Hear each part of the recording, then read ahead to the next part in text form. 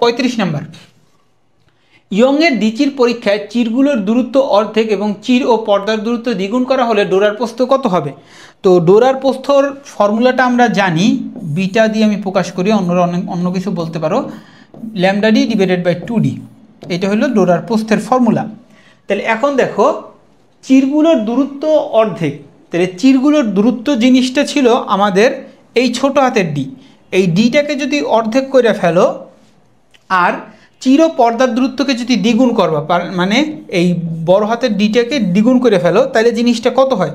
তাহলে জিনিসটা আমাদের 4 into lambda D by 2d আসে না?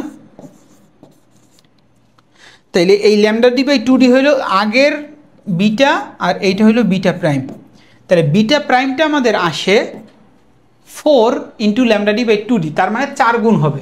অ্যান্সার হইল সি। কোনো সমস্যা তো নাই।